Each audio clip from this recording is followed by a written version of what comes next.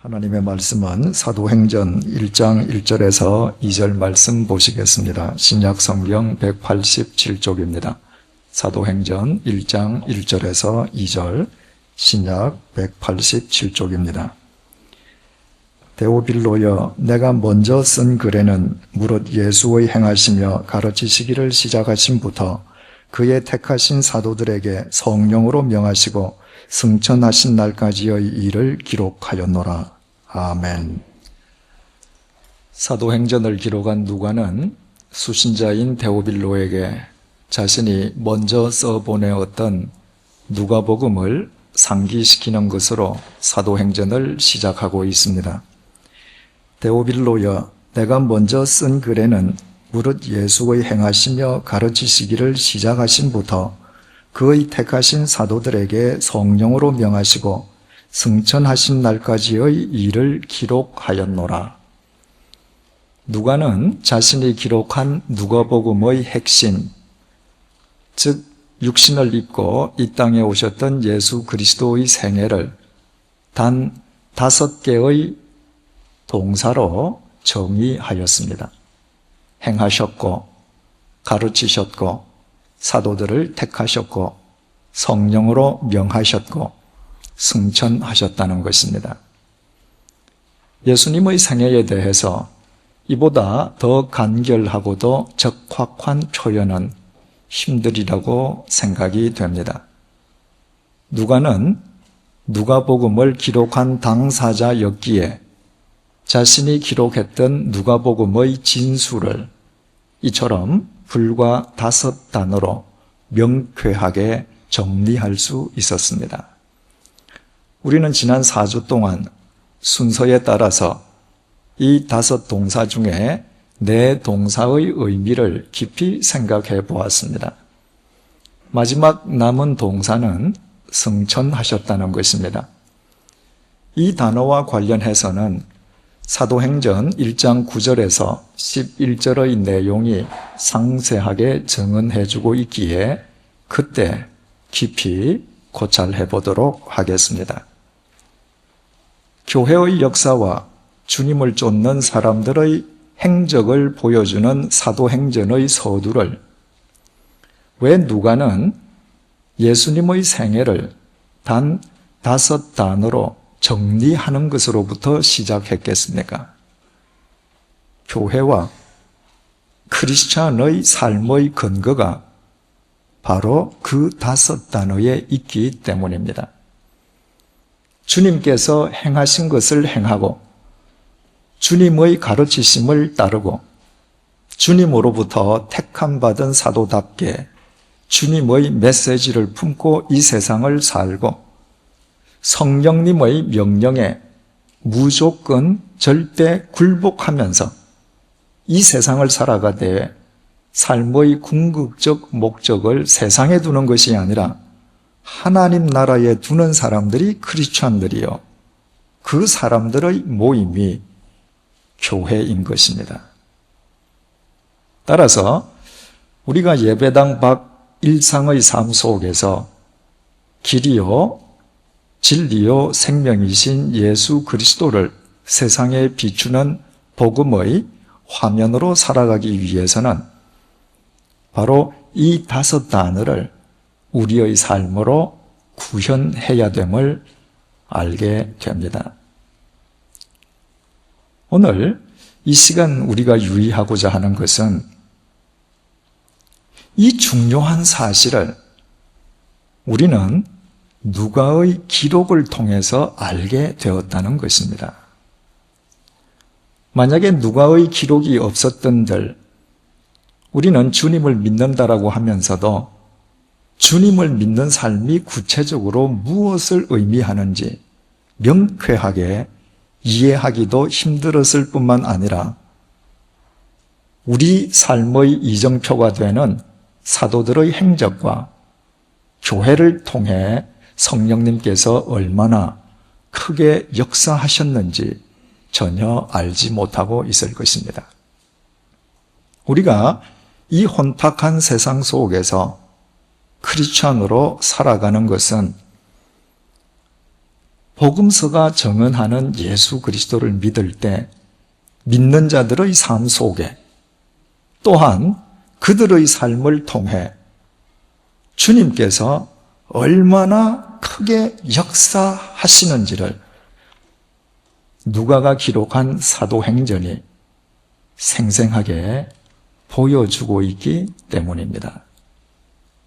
우리는 이 귀중한 기록을 우리에게 남겨준 누가에게 고마움을 느끼면서 우리를 위해 누가로 하여금 누가복음과 사도행전을 쓰게 하신 성령님께 더욱 깊이 감사드리지 않을 수 없습니다. 기록의 중요성은 참으로 지대합니다. 기록은 시간과 공간을 뛰어넘습니다. 한반도에서 21세기를 살고 있는 우리가 수천 년 전 아프리카, 이집트에서 거주하던 사람들의 역사를 엿볼 수 있는 것은 그들이 남긴 기록 때문입니다. 인간에 대한 기록도 이처럼 중요한 의미를 지닌다면 주님에 관한 기록이야 두말해 무엇하겠습니까?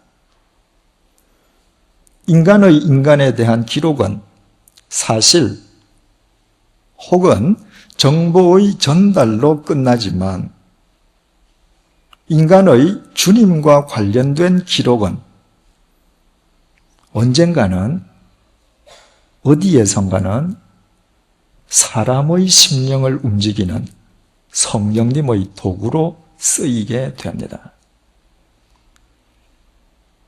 제 아버님께서는 1963년 초에 하나님의 부르심을 받으시고 세상을 떠나셨습니다. 그 이후로 40여 년이 지난 지금까지도 제 부친께서 남기신 신앙의 글들은 제 가슴을 뭉클하게 하고 있습니다. 세상을 떠나실 당시 아버님의 연세는 54세셨고 저는 우리 나이로 15살이었습니다. 이제 세월이 흘러서 제 나이 57세가 되었습니다. 아버님께서 이 땅에 살아계시던 연세보다도 제가 3살이나 더 많은 것입니다. 그렇다고 해서 제 아버님의 글이 주는 감동이 줄어든 것은 전혀 아닙니다. 제 나이가 70이 되든 80이 되든 저는 그 글을 대할 때마다 제 옷깃을 여미게 될 것입니다.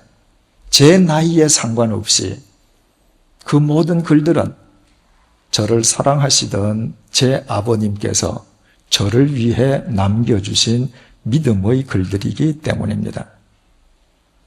96년에 86세를 일기로 세상을 떠나셨던 제 어머님의 글들 역시 구구절절히 제 자신을 바르게 고쳐 세워주는 믿음의 거울이 되고 있음은 마찬가지입니다. 일반적으로 한국인들은 기록과 거리가 멉니다. 한 주간을 살아가면서도 일주일 내내 단 한 줄의 기록도 남기지 않는 사람들이 대부분입니다. 사람이 세상을 떠난 뒤에 유품을 정리해도 기록다운 기록이 하나도 없는 경우가 태반입니다. 참으로 안타까운 일입니다. 주님 안에서 이루어지는 믿음의 기록은 단순한 문자의 조합으로 끝나지 않습니다. 그것은 우리 죽음 이후까지 우리의 삶을 이 세상에 연장시켜 줍니다. 내가 살아생전에 남긴 몇 줄의 글이 내가 이 세상을 떠난 뒤에 누군가의 인생을 새롭게 할 수 있다는 것은 얼마나 가슴 설레는 일입니까? 이런 의미에서 저는 교우님 여러분들께 하루에 단 한 줄이라도 주님 안에서 누군가를 사랑하기 위한 사랑의 기록을 남겨보시기를 권해드립니다. 주님께서 나에게 베풀어 주신 은혜를, 주님께서 주셨던 깨달음을, 주님을 향한 나의 회개를, 주님 안에서 사랑할 수밖에 없는 사람에 대한 사랑의 고백을 겸허하게 기록해 보십시오. 그 사랑의 글을 곤히 잠든 아내의 머리맡에 올려두십시오. 아직 퇴근 전인 남편의 책상 위에 두십시오. 등교하는 자녀들의 가방 속에 넣어주십시오. 주님 안에서 사랑해야만 하는 사람들에게 우편으로 붙여드리십시오. 반드시 긴 글이 아니어도 상관없습니다. 명문장이 아니어도 괜찮습니다. 명필이 아니라고 해도 문제될 것은 전혀 없습니다. 사람을 사랑하기 위해서 주님 안에서 쓰여진 글이기만 하면 됩니다. 그런 글은 언젠가는 반드시 주님의 도구로 누군가의 인생을 새롭게 할 수 있습니다. 우리가 이 세상을 떠나 우리의 영혼이 하나님의 품에 안긴 뒤에도 우리의 삶이 우리가 이 땅에 남겼던 기록을 통해서 후대 사람들과 이 땅에서 공유된다는 것은 얼마나 감격적인 일입니까? 그래서 우리는 이 세상을 떠난 뒤에 천국에서만 영원히 사는 것이 아니라 실은 우리의 기록을 통해 이 세상에서도 영원히 살게 됩니다. 마치 누가가 자신이 기록한 누가복음과 사도행전 속에서 오늘도 우리 가운데 살아있는 것과 똑같습니다. 그러나 오해하지는 마십시다. 기록이 중요하긴 하지만 그러나 주님을 믿는 크리스천들이 이 세상에서 할 수 있는 일들 가운데에 기록이 가장 중요한 것은 결코 아닙니다. 오늘 본문에서 기록하였다고 번역된 헬라어 포이에오는 행한다는 의미의 동사입니다. 누가가 예수님의 전 생애를 단 5개의 동사로 정리하면서 가장 먼저 행하셨다고 표현할 때 사용했던 헬라어와 똑같은 동사입니다. 2000년 전에 누가가 자신이 사랑하는 데오빌로, 그러나 공간적으로 멀리 떨어져 있는 데오빌로를 위해서 할 수 있었던 최선의 일이 그에게 복음을 기록해 보내는 것이었습니다. 다시 말씀드리면 데오빌로에 대한 누가의 사랑이 그 상황 속에서 기록의 형태로 드러난 것입니다. 따라서 누가의 기록이 중요한 것이 아니라 더 중요한 것은 인간에 대한 누가의 사랑이었습니다. 만약 누가에게 인간에 대한 사랑이 없었더라면 누가가 한 인간을 위해서 이 장문의 글도 쓰지 않았겠지만 설령 썼다 할지라도 혹 그 글이 사료로서의 가치는 지닐망정 생명의 말씀이 되지는 못했을 것입니다. 누가가 테오빌로라는 한 인간을 사랑했기 때문에 그를 위해 기록한 그의 기록물들이 생명의 말씀이 될 수 있었던 것은 바로 그것이 사랑의 결과물이었기 때문입니다. 오직 사랑만이 생명의 통로가 될 수 있고 생명과 사랑은 구분되지 않습니다. 생명이신 하나님께서는 곧 사랑이시기 때문입니다. 사랑장으로 불리는 고린도전서 13장은 사랑이 구체적으로 무엇을 의미하는지 우리에게 일목요연하게 설명해주고 있습니다. 그 가운데 사랑은 오래 참는다는 내용이 있습니다. 이것은 단순히 오랜 시간 혹은 오랜 기간 동안 인내하는 것을 의미하지 않습니다. 오래 참는다로 번역된 헬라어 마크로시메오는 피오라는 동사에서 파생되었는데 그 뜻은 희생한다, 제물로 바친다는 것입니다. 사랑은 소극적인 인내가 아니라 적극적인 자기 희생이요, 나아가 자신을 제물로 주는 것입니다. 구약시대의 제사를 생각해 보십시다. 사람들은 자신의 죄를 대속하기 위해서 하나님께 소나 양을 제물로 바쳤습니다. 제물로 바친다는 것은 죽인다는 말입니다. 바로 소나 양이 희생을 당함으로 그 대신에 사람이 살아나는 것입니다. 그래서 사람들은 그 제사를 가리켜서 희생제사라고 불렀습니다. 인간의 사랑도 이와 똑같습니다. 부모와 자식 간을 생각해 보십시오. 이 세상에 태어난 자식들은 부모의 희생 속에서 성장하게 됩니다. 부모가 희생하는 만큼 자식은 크는 것입니다.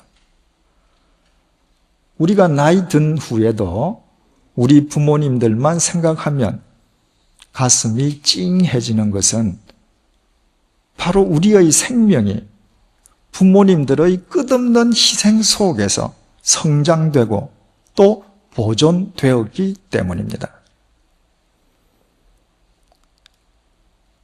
누가는 자신이 사랑하는 데오빌로를 위해서 누가복음 24장과 28장에 달하는 사도행전을 기록하였습니다. 단 한 사람을 위해서 총 52장에 달하는 장문의 글을 쓴 것입니다. 우리 성경이 각 페이지마다 2단으로 짜여져 있는 것을 감안하면 그 분량을 일반 도서의 경우로 따진다면 무려 100페이지에 달하는 방대한 분량입니다. 당시에는 문장의 첨가나 삭제를 마음대로 할 수 있는 컴퓨터가 없었습니다. 편리한 필기 도구도 없었습니다. 파피루스를 가로와 세로로 겹쳐서 엮어 만든 갈대 종이 위에 새의 깃털을 이용해서 글을 썼습니다. 그와 같은 원시적인 방법으로 원고지 수백 장 분량에 달하는 누가복음과 사도행전을 단 한 개인을 위해서 쓴다는 것은 자기 희생 없이는 불가능한 일이었습니다. 누가는 자신이 사랑하는 한 개인을 위해서 자신의 시간을, 육체를, 인생을 기꺼이 희생했습니다. 바로 이처럼 누가복음과 사도행전은 누가의 자기 희생을 통한 사랑의 열매였고, 그 사랑의 열매를 생명이신 주님께서 당신의 도구로 쓰셨던 것입니다.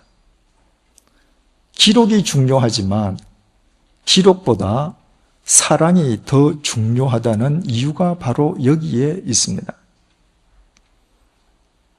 성경의 모든 초점은 오직 한 분이신 예수 그리스도에게 맞춰져 있습니다. 그러나 2000년 전에 이 땅에 오셨던 예수 그리스도께서는 당신의 손으로 단 한 줄의 기록도 남기시지 않았습니다. 그 대신 예수님께서는 당신을 희생하셨습니다. 인간을 위해서 당신 자신을 십자가 위에 제물로 내어 놓으신 것입니다. 당신 일생의 한 기간이나 생명의 한 부분만이 아니라 당신의 생명을 송두리째 제물로 내어 놓으셨습니다. 그 이유는 한 가지였습니다. 예수님께서 인간을, 우리를 사랑하셨기 때문입니다. 주님께서 이처럼 우리를 사랑하시기 위해서 당신 자신을 희생하셨지만 그분은 이 세상의 어떤 문자로도 단 한 줄의 기록도 남기시지 않았습니다. 그럼에도 우리는 그분의 사랑을 생생하게 알고 있고 그분의 사랑을 힘입어 그 사랑을 본받아 오늘도 살아갈 것을 소망하고 있습니다. 예수님께서는 당신의 손으로는 한 줄의 기록도 남기시지 않았지만 당신의 삶으로 당신의 사랑과 생명을 우리의 심령 속에 새겨 주셨기 때문입니다. 예수님께서 당신의 사랑으로 우리의 심령 속에 기록해 주신 그 생명과 사랑의 내용을 인간이 인간의 문자로 되받아 쓴 것이 성경입니다. 만약 예수님께서 당신의 삶으로 사랑과 생명을 우리의 심령에 먼저 기록해 주시지 않았던들 성경이 아무리 미사역으로 이루어져 있다 할지라도 더 이상 성경일 수는 없을 것입니다. 인간의 삶도 이와 마찬가지입니다. 인간이 이 세상을 살아가면서 남길 수 있는 기록 중에 가장 귀한 기록은 자기의 삶으로 남기는 기록입니다. 삶의 기록이 뒷받침될 때에만 그가 쓴 문자의 기록이 비로소 생명을 지니게 됩니다. 이 세상에 살고 있는 모든 인간은 자신이 의식하든 혹은 의식하지 않든 간에 실은 매일매일 자신의 삶으로 무엇인가를 기록하면서 살아가고 있습니다. 개인마다 차이가 있다면 그 기록이 무슨 기록이냐 하는 것밖에 없습니다. 잊지 말아야 할 것은 자기 희생을 꺼리는 크리스찬은 어떤 경우에도 자신의 삶으로 생명과 사랑을 기록할 수는 없다는 것입니다. 생명과 사랑을 기록할 수 없는 삶이 사도행전으로 성화될 수는 더더욱 없습니다. 해방되기 전에 황해도 해주에서 살던 한 여성이 서울로 유학해서 유화여자대학교 음악과를 고봉경 교수님의 제자로 졸업을 했습니다. 독실한 크리스찬이었던 그녀는 대학 졸업 후에 고향 해주로 돌아가서 역시 크리스찬이었던 남편과 결혼했습니다. 그러나 해방과 동시에 이루어진 남북 분단으로 인해서 어쩔 수 없이 하나님을 부정하는 북한 땅에서 살게 되었습니다. 그녀가 39세 되던 1960년대 초 자신보다 1살 연상이던 남편은 단지 예수쟁이라는 이유만으로 반동으로 몰려 처형당했습니다. 그 이후에 자신의 두 아들까지 처형을 당하면서 그녀가 크리스천으로서 겪어야 했던 고초는 이루 말할 수가 없었습니다. 마침내 그녀는 79세가 되던 2003년 겨울 신앙의 자유를 찾기 위해서 얼어붙은 두만강을 건넜습니다. 그리고 우여곡절 끝에 남한에 입국해서 지금은 국가가 제공한 공릉동의 작은 임대 아파트에서 쓸쓸하게 노년을 살고 있습니다. 올해 81세가 된 그 할머니는 자신이 북한 땅에서 자신의 온 몸으로 경험한 공산주의를 단 한마디로 이렇게 표현했습니다. 공산당은 사랑이 없어.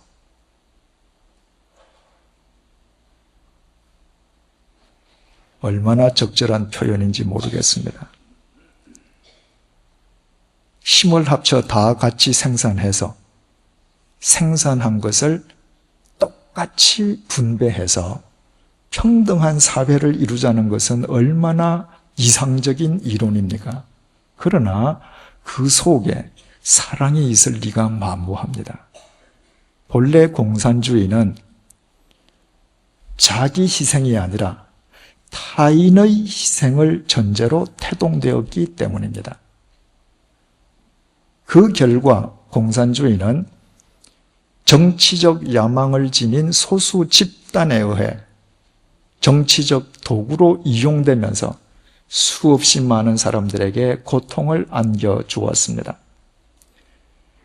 자기 희생을 수반하지 않는 모든 이념은 그 내용이 이상적이면 이상적일수록 도리어 인간을 더욱 옥죄는 흉기가 된다는 사실을 공산주의는 스스로 온 인류 앞에 입증해 주었습니다. 공산주의에 반해서 기독교는 공생주의라 할 수 있습니다. 생산의 결과에 상관없이 모두 더불어 서로 사랑하며 함께 살자는 것입니다. 이것이 가능할 수 있었던 것은 기독교는 처음부터 자기 희생의 전제에서부터 출발했기 때문입니다. 그리고 이것이 허구의 이념이 아니라 이 세상에서 현실 가능한 것임을 누가가 기록한 사도행전이 우리에게 증명해 주었습니다. 사도행전에 나타난 초대교회 교인들은 자신의 물질을, 시간을, 인생을 희생하면서 서로 사랑했고 결과적으로 그 교회는 세상을 새롭게 하는 생명의 통로가 되었습니다. 사랑이자 생명이신 예수 그리스도께서 그 교회를 당신의 도구로 쓰셨기 때문입니다. 오래전부터 이 땅의 교회들은 세상을 새롭게 하기보다는 세상으로부터 비판을 받고 있고 사랑이 자신의 전매품인 양 밤낮으로 사랑을 외치는 교회를 향해 도리어 세상이 교회에는 사랑이 없어 간단하게 부정해버리고 있습니다. 그것은 저를 포함해서 교회를 이루고 있는 우리 모두가 사랑을 말하기는 하면서도 정작 사랑에서 절대적으로 필요한 자기 희생은 꺼리기 때문입니다. 자기 희생을 마다하는 기독교는 공산주의를 외치는 공산당의 구호처럼 똑같이 허황할 뿐입니다.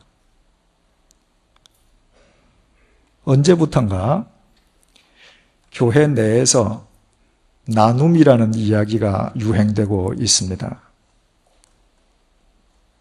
나눔은 참 좋습니다. 그러나 그 자체가 사랑인 것은 결코 아닙니다.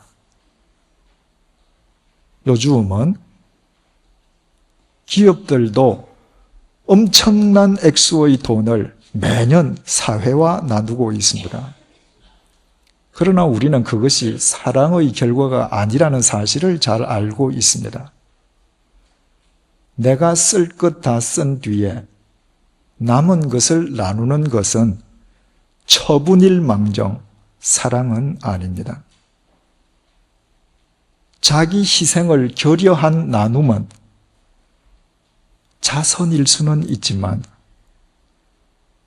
성경에서 말하는 사랑일 수는 없습니다.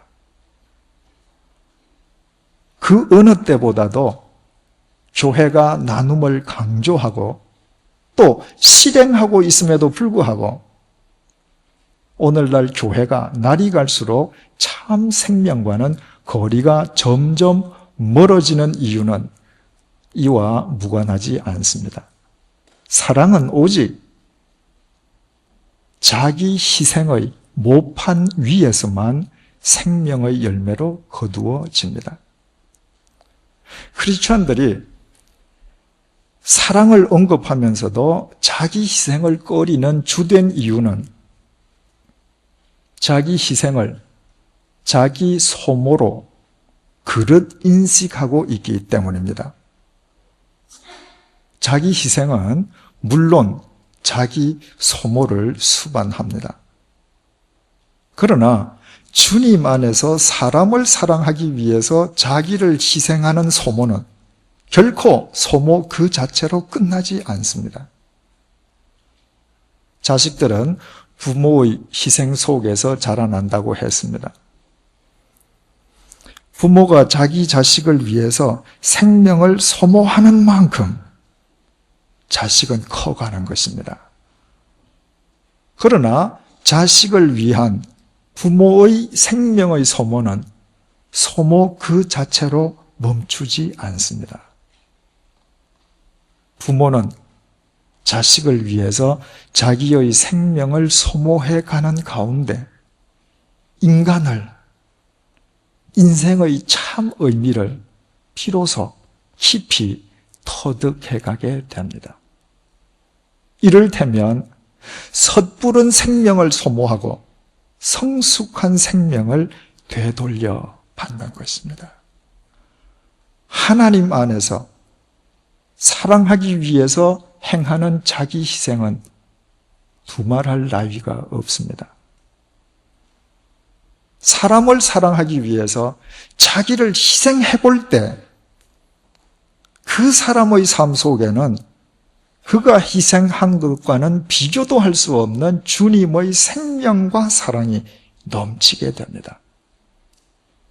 한 사람이라도 진정으로 사랑해 본 사람이 날이 갈수록 더 많은 사람을 사랑하게 되는 이유가 바로 여기에 있습니다. 한 사람이라도 사랑하기 위해서 자기를 희생해 보지 않고서는 일평생 누구도 사랑할 수 없는 까닭도 여기에 있습니다. 주님 안에서 이루어지는 자기 희생은 자기 심령을 주님의 생명과 사랑으로 채우는 은총의 길이 됩니다. 그래서 누가는 자신이 사랑하는 단 한 명의 데오빌로를 위해서 원고지 수백 장 분량의 글을 쓰는 자기 희생을 마다치 않았고, 그 이후에는 사도 바울과 함께 온 지중해 세계를 누비고 다니면서 사람을 사랑하기 위한 자기 희생을 일평생 기꺼이 감수했습니다. 그것은 단지 주님과 타인만을 위한 삶이 아니라 자기 생명의 가치를 극대화하는 길임을 누가는 분명히 알고 있었던 것입니다.